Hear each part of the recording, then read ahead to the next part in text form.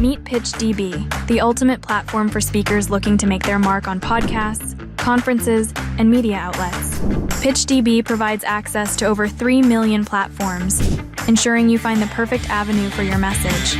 With AI integrations, your bios and pitches are tailored uniquely to each opportunity, giving you the edge you need. Join now at pitchdb.com. Welcome to Your Brand Amplified, the podcast where we interview marketers, publicists, and brands to learn their stories, what makes them tick, and tips and tricks that make a difference. This is Annika Jackson, and I am so thrilled today to have AJ Kumar on the show, the digital maestro behind the Limitless company, who has helped transform so many influencers from influencer ambassador to guru. I'm really excited to dive into this conversation, and I know you've already kind of teased before we jumped on, but there's a lot you're seeing, a lot of activity and movement in the world of what does it mean to be an influencer? How do you get to being a guru? What's going on in the world of digital today? So thank you so much for being here with us. Thank you so much for having me. I'm really excited to be here. Yeah. Well, I know you've been in digital for over 15 years. I'd love to hear how you got into that as a career choice, because that was still kind of the earlier days of the internet. Oh, yeah, for sure it was. Yeah, I grew up a little bit of a nerd or a geek or however you want to call it. And I used to build these little computers. My dad kind of got me into computers because he was in it. I used to build little PCs when I was younger in high school and stuff. And then eventually, as the internet came about, I had people that I was working with that were wanting to get on it. And then my curiosity led me to learn more about it. And then in 2009, I met up with a guy named Neil Patel, and he's a big guru. He's a guru's guru in the digital marketing space. And he was a mentor to me, showed me the ropes, introduced me to his cousin, Sujan Patel. And then we started a company called Single Grain, which was a digital marketing agency, mostly for corporate brands. And I did that for a little bit, for a couple years. And then almost right after, I got into working with personal brands. And it was I kind of gravitated toward personal brands just because maybe it was my background, because I grew up in an environment where we looked up to gurus, like spiritual gurus. And I always just worked with people they're speakers on stage. They're motivating people in the real world. And then naturally, I guess that translated into the online world. And then from there, I just started working with different kinds of personal brands. And then in 2020, I switched up my business model and turned my company, the Limitless company, into an agency. And now I get to work with all sorts of people, from doctors, holistic doctors, to commercial real estate experts, and help them grow on social media. Fantastic. I love your backstory, and I love the fact that you're weaving in the spiritual guru and that part of your background into taking it from in-person into online. Yeah. And what I'm also hearing you say is that anybody can achieve a guru status, potentially, right? Because you named a few different industries. So I'd love to learn more about that and the transition into personal branding. Now, I am a big proponent of personal and professional branding, in or out of the workplace. I think it's something that it's what you own, right? So how did you decide how to work with people, and how did you figure out the formula? Because I know this is something everybody beats their heads against. Are the algorithms changing? How do we get recognition via social? What are the right channels to choose? How do we make sure that our voices are being heard amongst everything else that's going on digitally? Yeah, I mean, that's $1 million question. Right. But essentially, I'll say it like this. First off, there's a path that people take, because anyone could become a guru, right? And essentially what a guru is they're a popular thought leader. That's what this conversation is about, is how do you become a thought leader, and how do you become a thought leader and build your personal brand? Because when you're a thought leader and you have a brand and you're really popular, you have all these different opportunities that come to you. And that's what people want. You grow up and you watch these leaders and these experts. In my case, it was Oprah, Ellen, Martha Stewart, Dr. Oz. They're controversial figures now for whatever their reasons are, but just the concept and the dynamics. In 2012, I started working with a woman named Kimberly Snyder, who was a plant-based nutritionist. And that's originally when this whole concept really came about. Because in my world, I come from this background of being a practitioner of neurolinguistic programming. And one of the philosophies of NLP is modeling, where you're modeling successful people. And based off of modeling successful people, you reverse engineer that and then you could essentially create a similar result.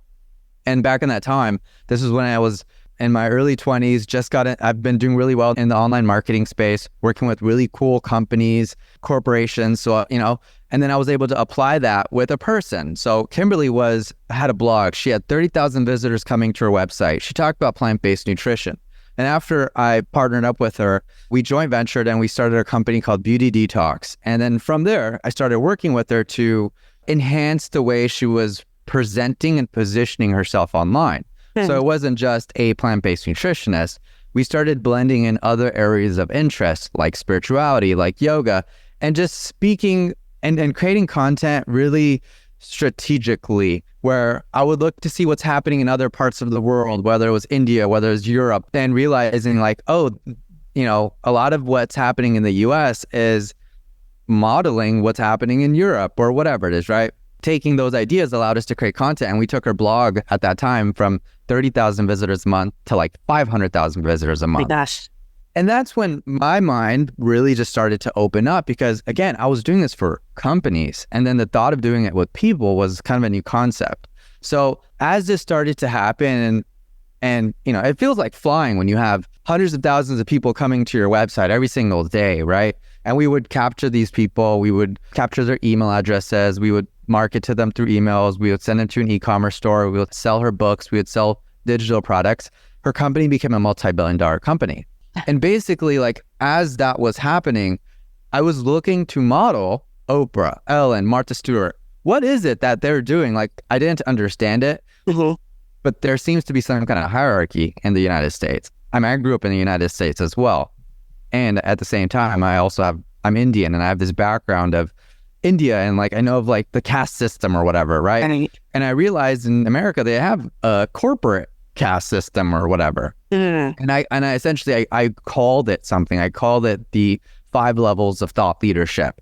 And like I said, there's 5 different levels. On the first level is this generalist. And the generalist, let me tell you the levels first and then I'll explain it. There's the generalist, there's the specialist, there's the authority, there's the guru, and then there's the guru's guru. The guru's guru is the Oprah, the Ellen, the Martha Stewart, the Dr. Oz.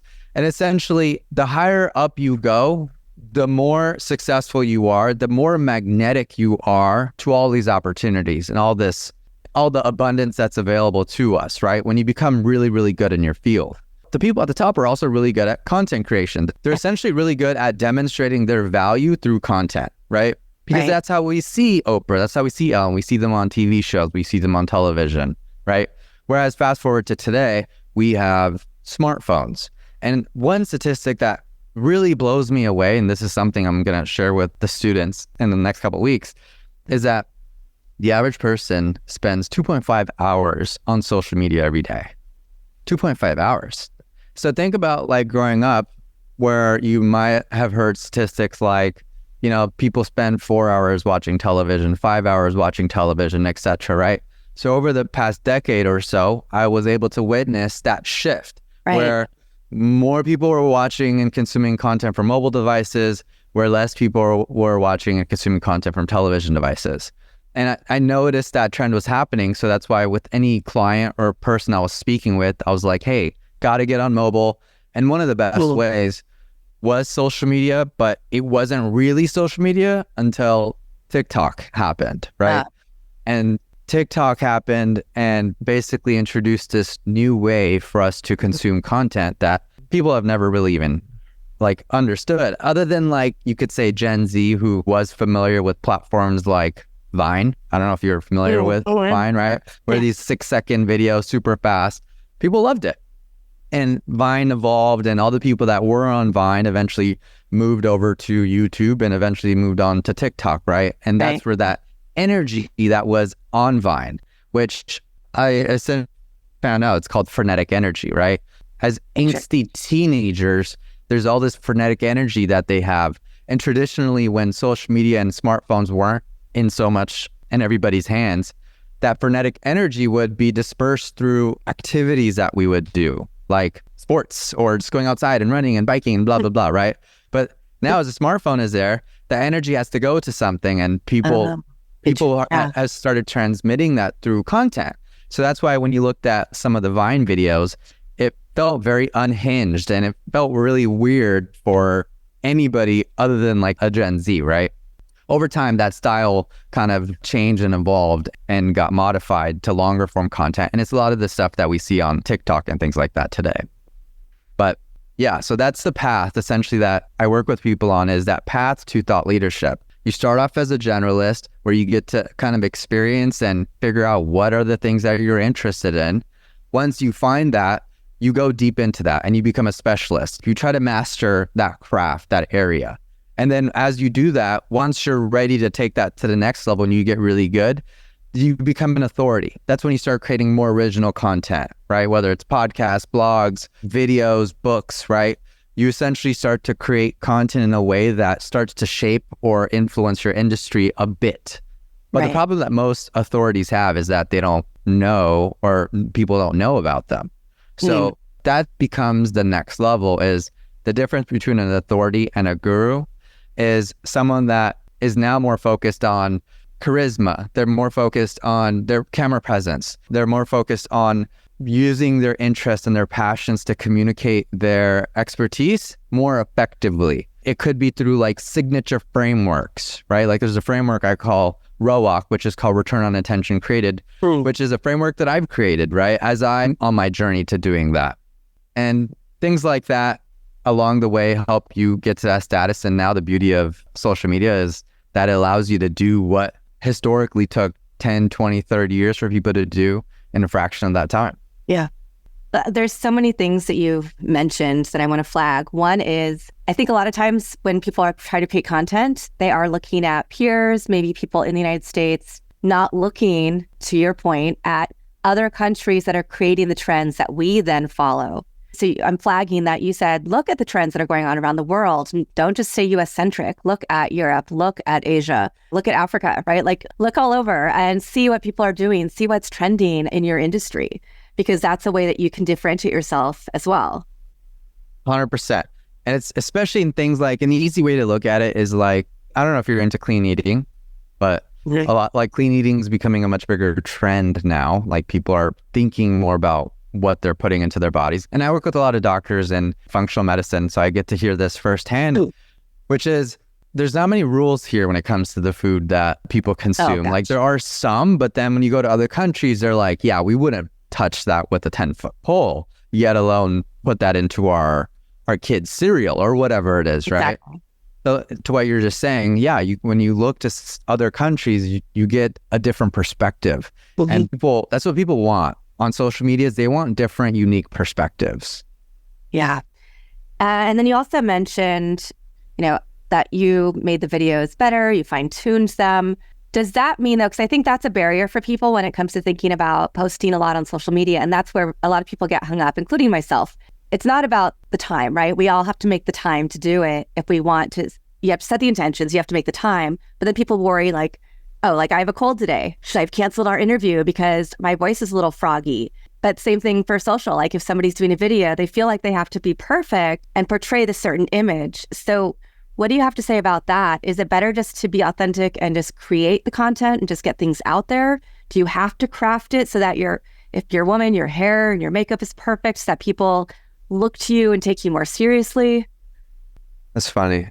Yeah, that really is the challenge that a lot of people face, especially like, you want to get dolled up, you could look good on camera, and then it's a lot of work, and then something messes up, and then technology gets in the way, and you're frustrated, and you're like, and then it kind of just ruins and makes the experience the way it is. However, unfortunately, or fortunately, depending on how you look at it, it is that you got to look at brand building like an iterative process. So I always compare it to software, just because everyone can relate to, whether it's Apple, whether it's Windows, there's version 1.00123 and then version 1.00124, right? Like they keep iterating their versions over time, and over time we stop even noticing. Like there's bugs, there's fixes, etc. That's kind of how I view content creation is you got to iterate. You got to start with the video, you got to post it, and you got to be consistent with it. And I hate that answer because it sounds it's like, oh gosh, he's saying, but it really is. If you could continue to create it, and it's not just consistently posting without doing anything about it. It's posting and learning from it, right? Like Mr. Beast, who's one of the biggest YouTubers of all time, has this thing where he says, create 100 videos and then to come to me why you're not getting views, right? Because a lot of what happens in the beginning, and this was true for me, this is true for a lot of people, like you have these great ideas, you have these great concepts, you want to share them, but you want them to be perfect, and you create it and then you post it and it's not getting views, right? And it's kind of sad and a little discouraging. Mm-hmm. And that becomes part of the hurdle that, as a content creator, I also like to compare it to like being an athlete. I really think it's an audience-centric sport. And, we may not be in a stadium and, competing in front of thousands of people per se, but we're essentially doing that on this virtual stage. Got it. And you got to do it, post it, get over it, and it becomes that. You got to suck until you become good. It's funny because in the world of PR, I tell clients the same thing in a different way a little bit, but we need to do the small interviews, right? You have to, if you're a child, usually you learn how to crawl before you learn how to walk, before you learn how to run. And so if we take that and think about that structure, you're going to start with baby steps. And you're going to start, maybe on your knees and your hands, and then you're going to take baby steps. And then you're going to be, once you have the experience and you feel comfortable and confident, then you build up. Yeah, exactly. It is that. So would you say that 100 is kind of a sweet spot number of videos? I think 100 is a nice round number, to be honest. I think the underlying lesson of that is you want to create and you want to post, because the reality is it's not done after 100.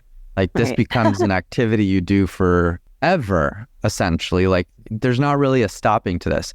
Like my buddy Neil Patel, also a client of mine, he's been creating content since I've known him, like 2008, 2009, that, he's been blogging and he's been doing that consistently, nonstop, every week, several times a week, whatever it was, he's still doing it. Now we help him create video content where we post it daily, nonstop. Here's a guy that's massively successful, that's built this ultra successful business called NP Digital. It's an ad agency, one of the top ones in the world. And it's like, even he's doing it. So it kind of tells you that you don't really stop the content creation.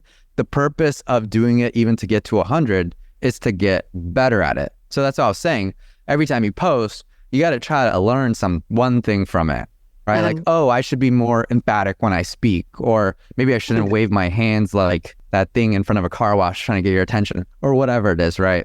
So you got to learn something from it and then apply that thing that you're learning. That's how you could actually grow and make a difference from that investment in content creation. Thank you for that. And do you ever have people come to you? Because obviously Neil Patel already had a brand. He knew, what he wanted to talk about. You've worked with Nikki Haskell, strong brand. Kimberly Snyder, non-toxic dad. Like, do you ever have people come to you and say, I want to do this, but I have like these 3 or 4 or 5 areas that I'm really interested in and can talk about? And you have to help them hone in on what their specialty is going to be? Yeah, I mean, I come across that a lot more now than before, because we did turn into an agency in the last 3 years, whereas before I was primarily working with like a very specific type of clientele. And I do come across that, and essentially we create a strategy. It's not like, it's a much longer answer, but what it comes down to is it's creating a strategy and figuring out the different topics that you like talking about, and then looking for what's referred to in marketing as like the red thread, which is you're looking for consistencies in all these different topics. You're looking for how they all connect to one another. Yeah. So that helps you ground everything into like a central like niche, but then it allows you to talk about different things that you're interested in. Because one of the mistakes a lot of people do make as they progress up the 5 levels of thought leadership is that you do need to niche down when you become an authority. You do need to really specialize and hone in on your skills. But then the people that become gurus, the people that become famous for their expertise, famous for their thought leadership, tend to have cross disciplines. Like they end up taking their authority on one topic, like plant-based nutrition, and then now all of a sudden they become an authority in yoga or, like a fitness topic, right? So there's this conversation I see a lot in social media land right now as well, where it's like, you are the niche. And that's essentially what we're talking about, is find the things that you're interested in, figure out what that red thread is, like what the commonalities of all those topics are, and then hit those areas of interest. Because that's, when you're talking about areas of interest, that's where you could speak in a way where it's real and it's coming from genuine enthusiasm, not you trying to like fake it till you make it kind of thing. Right. Yeah. And it's funny because I know you and I have had other conversations, not even just about the podcast, but about brand and branding. And it's one of the things I love talking about. But everything that you're saying, I'm thinking about my own journey and my brand, how it's shifted or what I focused on. And I feel like I'm at that point where I've found that thread. And this is the time when I'm like ready to take it to the end. But it's funny because sometimes the thread or the niche that people want you to talk about or what they're seeing you as the expert in isn't necessarily the thing that you thought it was going to be. And I love that. And I think it's a really, it's really exciting. And I also would love to hear, because we know there's so much going on with digital, and we know for digital advertising, cookies going away, email list servability has gone down, algorithms are always changing, that short form video content. Now we have YouTube Shorts, we have platforms like Laps, which I guess could kind of be like Vine, but just for photos instead of videos. We have all these new platforms coming out all the time. So how do you help clients decide what platforms are most important to be on, what trends to follow or not follow, and how to continue being consistent, staying in your lane, and flourishing? Yeah, I love that. Good question. So the platform I have clients really think about is their brand. The brand is the platform, because the reality is you don't own any of these social platforms. It's all rented space. Yeah. However, the thing that you could own conceptually is mind share in audiences, so that as you do develop that mind share in the minds of audiences, that becomes what can translate to other platforms, right? You get a guy like Mr. Beast who's very successful on YouTube.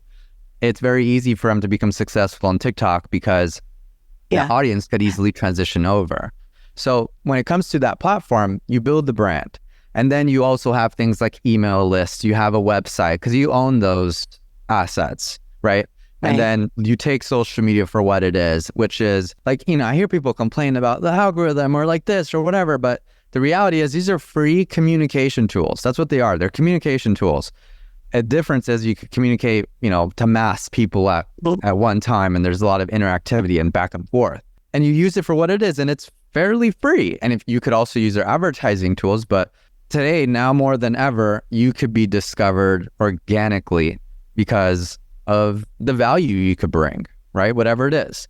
You can get people to learn something, get people to laugh. I always say, like, even making people laugh, that is a form of value because, people are stressed out, they're mad, they're sad, they're depressed, whatever. So when you're bringing that value, you're bringing that joy, even if it's through a phone, it's kind of nice. It's kind of that's what I live for, is doing it, with a handful of people, which allows me to, we reach tens of millions of people every month, and just getting tens of millions of people every month to like laugh and learn. And I feel like that's exciting to me.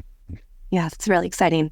Now, not everybody is going to be able to work with you, obviously. And I've seen videos of like Gary Vee and his team and how many people he has on his team. And it's so big.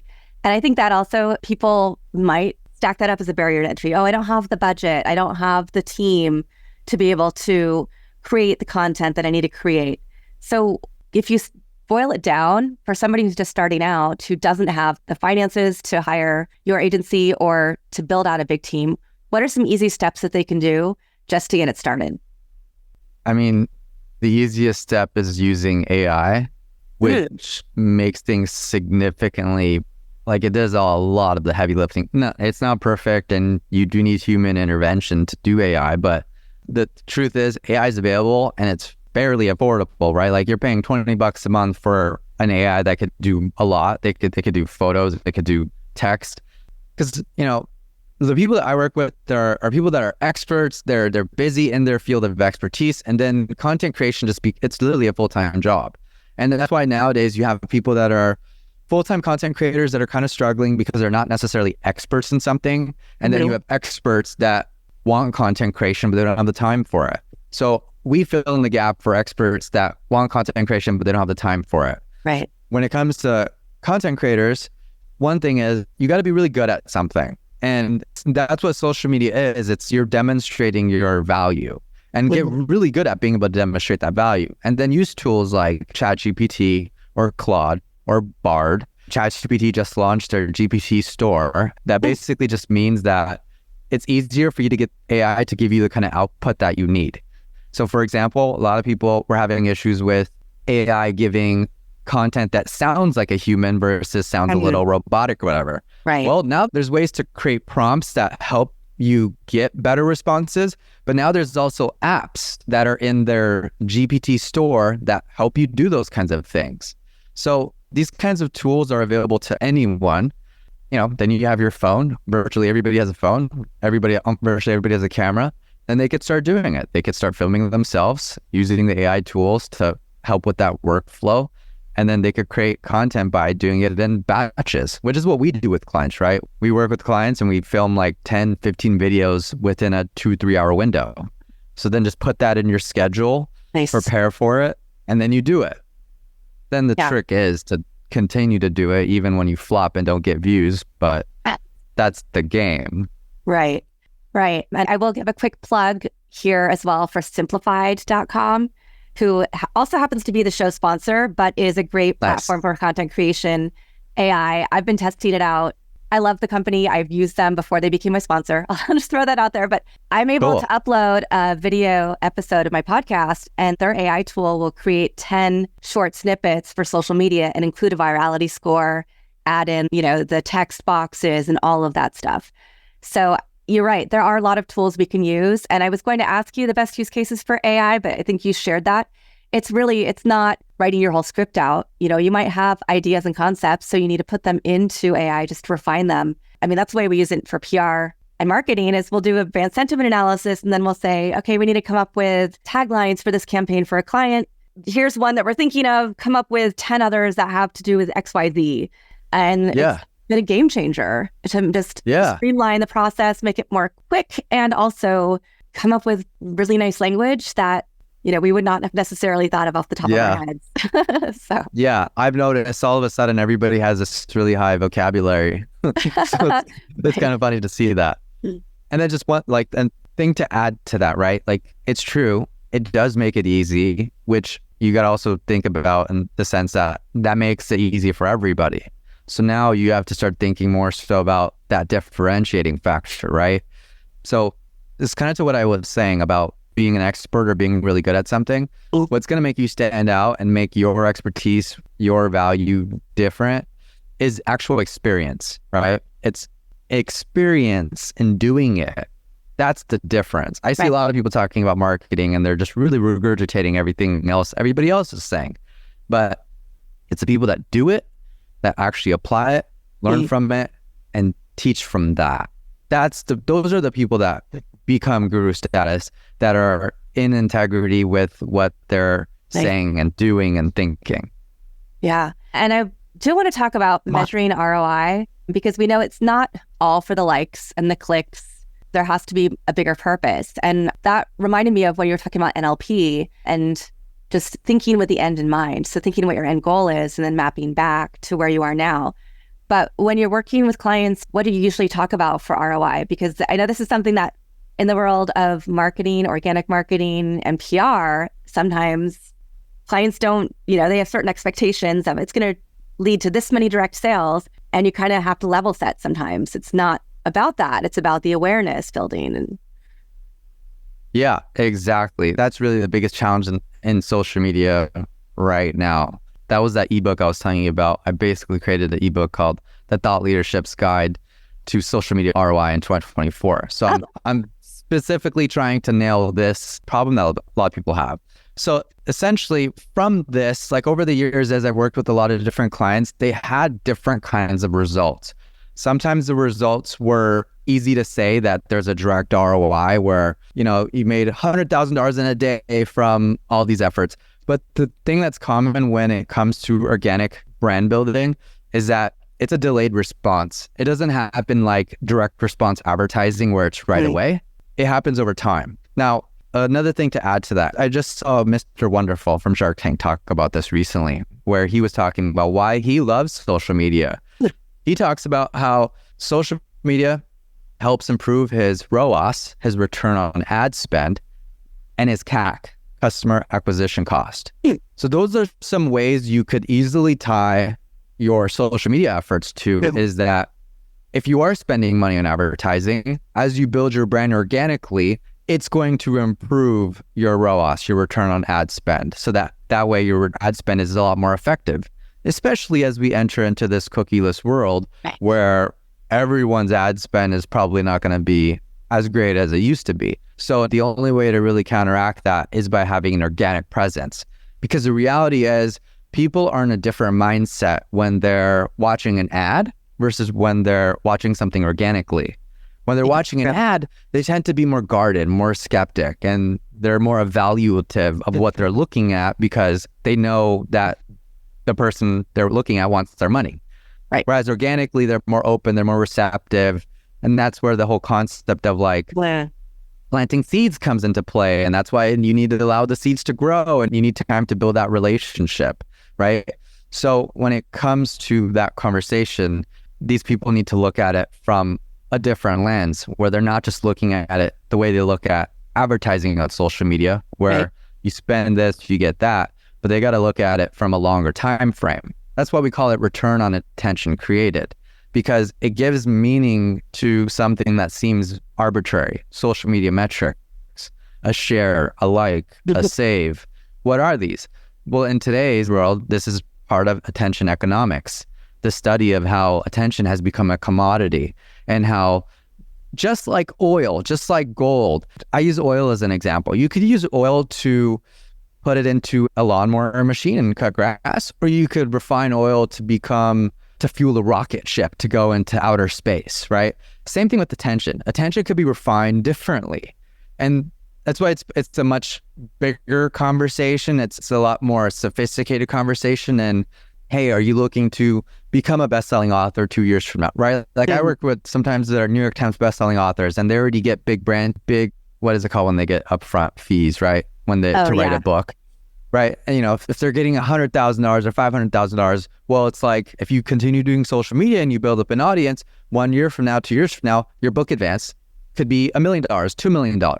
So that stuff happens all the time. Is you got to look at it from that longer perspective. So that's why as you create content, you're looking at the return on attention created, which is going to be both quantitative, where you're seeing these metrics, and it's going to be qualitative, where you'll literally experience your people in your reality change the way they look at you. Nice. They change the way they perceive you. And you come from the PR world, so you get this firsthand because that's what traditionally publicists do. Right. They change the way people perceive their clients on a mass level. And that's kind of like how digital marketing is like a mix of all of these things, and content creation allows you to do that. And I see this firsthand with a lot of the clients because they're part of like influential circles, right? Like Nikki Haskell, for example. She's part of some really elite circles.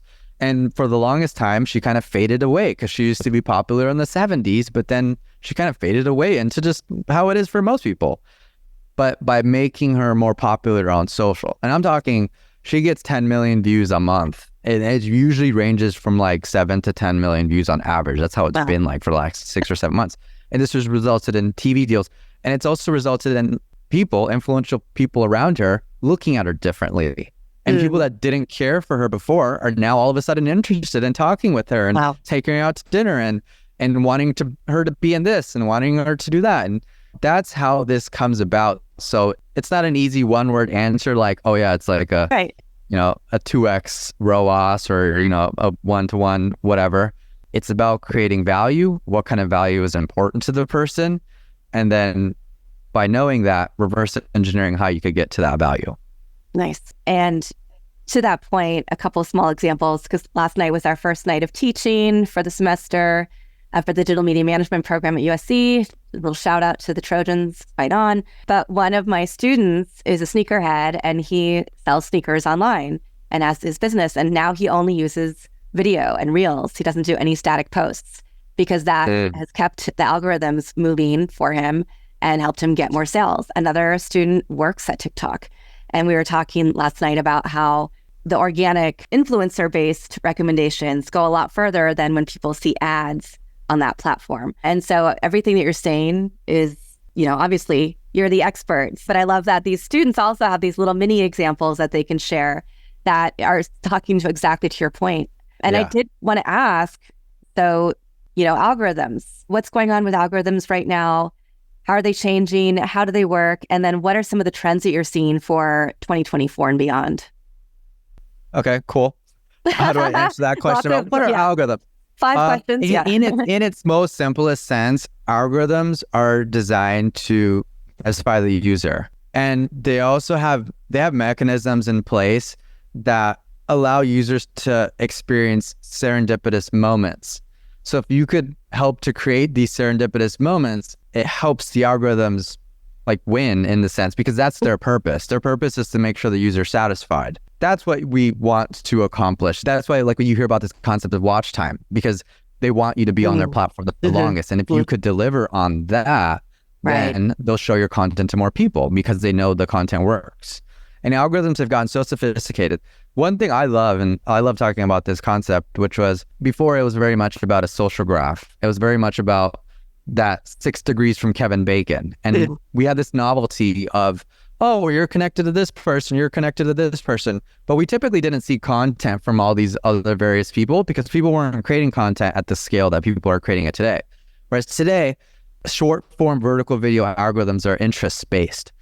And that's beautiful because it allows anyone to discover anyone based off of their interests. And the more people who use social media, the more the algorithm understands what the person's interests and preferences are. So as a content creator, your goal is to create content that satisfies the user in its most simplest sense, right? Content's like food. You want people to feel nourished when they consume your food. People could also create toxic content, just like how there's toxic food, junk food, junk content, right? And misinformation, all that kind of stuff is out there. But anybody that's listening to this is probably not thinking of using social media maliciously. You want to use social media in a way where you want to create content, food, people that could consume that makes them learn something, laugh, feel better, get excited, things of that nature. And then as that content creator, it's not just about creating things off the whim or based off of what you feel that contributes to it, but you're also analyzing the content that you're creating to see, are there drop-offs that are occurring, why they're occurring.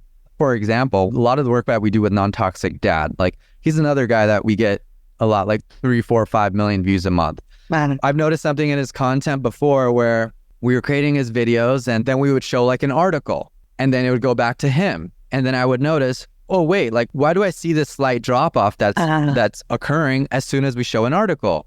So then in order to resolve that, instead of cutting away from Non-Toxic Dad when we show the article, now we just keep him at front and center. And then we have like snippets or like some highlighted piece that shows up so that a person doesn't have an excuse to click away, right? Because if there's too much text on the screen, you click away from it. So this is the kind of learnings that you get from creating the content, looking at the metrics, and a lot of the social media platforms are showing you this information. They have retention graphs that you could look at to see where the drop-offs are happening. You have an idea for what the average time is that people stay on the site. So for people in 2024, if you're someone that wants to create content, you got to be really data-driven. Like content creation is an art and a science. And it's easy to do the art stuff because I know math is hard and sometimes hurts the brain sometimes. I'm with you. But at the same time, once you do get a hang of it, it becomes a beautiful marriage, art and science, because then you know why something isn't working or you get an understanding and that gives you the motivation to make it better. Yeah. Nice. So what are some of the other trends that you see coming up is there anything new that we should be on the lookout for in 2024? A lot of people are talking about long form content. They're talking about short form content fatigue and things of that nature, which may or may not be a possibility. However, I think a lot of the people that are talking about that are going to the next trend. And a lot of marketers are just talking about, oh, now do long form because that's what people want. Long form, TikTok wants long form. I don't personally see that as the case. I think short form is here to stay for a long period of time. I think platforms like TikTok are trying to do long form because all these platforms are competing with one another in one sense or another. But it's not to say don't do long form or short form. It's to do both. But short form is the best way to get discovered and to maximize the amount of people that you reach. Long form is the best way to develop and build a community and really build strong relationships with people that will become customers for your brand and advocates for your brand. So I think keep doing short form. And if you hear long form, yeah, that's good. And you could do it. But I would say get a foundation growing with short form as well. Nice. Yeah, thank you for that. You talked a little bit about your ebook, and I know you have a bigger book coming out this year. So when is the ebook coming out? How will people be able to access it? And then tell us a little bit more about, let's tease out to the audience. Do you have a wait list they can get on to get more information about Guru Inc. when that comes out as well? Yeah, lovely. Thank you. I have a book coming out called Guru Inc. It's about how to become the thought leader that everybody follows. And that's expected to be out later this year. In the interim, I had created an ebook because I want to get this stuff out there. That's why, being on your podcast, it's a way for me to share these ideas of what's happening in our lab. So best way is to follow me on Instagram, AJ the Digital Maestro. I'll start sharing a lot of this really soon. Well, there'll be landing pages where you could opt in and you can get access to these ebooks. Nice. The ebook I have coming out is called The Thought Leadership's Guide to Social Media ROI in 2024. I'm expecting in the next 2 weeks, it should be out. So I don't know when this is going to be coming out, but let's just say by February 1st, the ebook will be ready to grab. Then Guru Inc. is a bigger book that'll be published, and it'll be a lot more of the dynamics of becoming a guru beyond just the path of becoming a guru, but there's a bigger journey that kind of comes to play. There's an emotional journey that comes to play.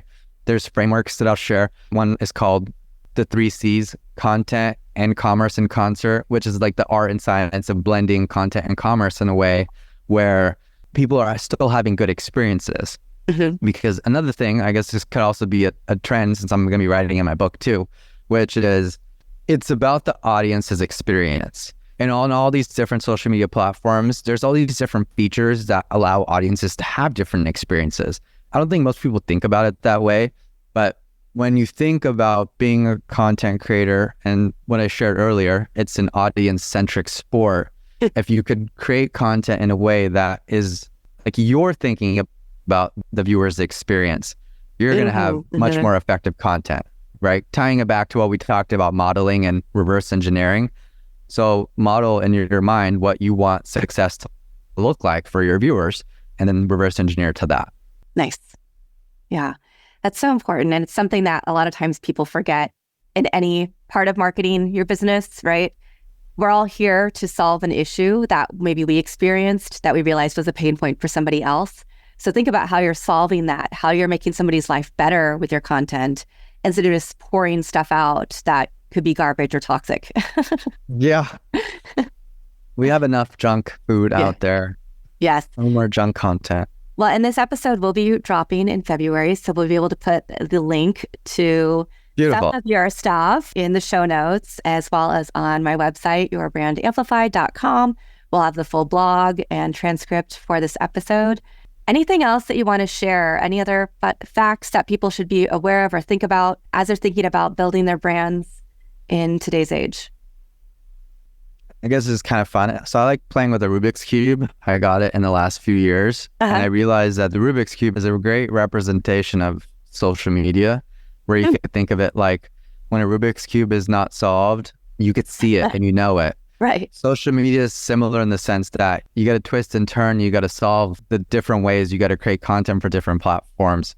Ooh. So as you think about your social media, compare it to a Rubik's Cube. It might help you with how to make a much more cohesive brand experience for your viewers. Nice. Zen, philosophy, everything rolled in. I love that. And AJ, do you also have a favorite quote, mantra, verse, words that you live by? I'm going to just say in the words of Shia LaBeouf, do it.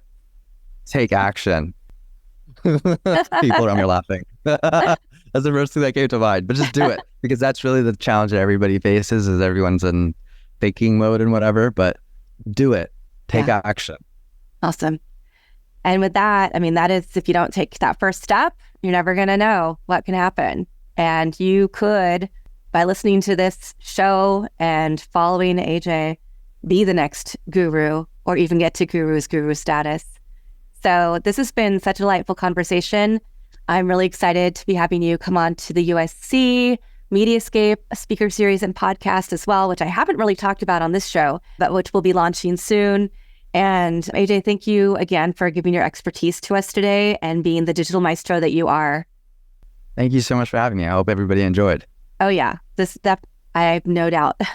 And thank you to the audience for watching or listening to this episode, whether it's on your favorite podcast platform, YouTube, Traverse TV, or 360 Talk Radio for Women. I'll be back again in a few days with another amazing expert to help share their knowledge that will propel your business in 2024 and beyond. Want more? Check out amplifywithannika.com or follow me on socials at amplifywithannika.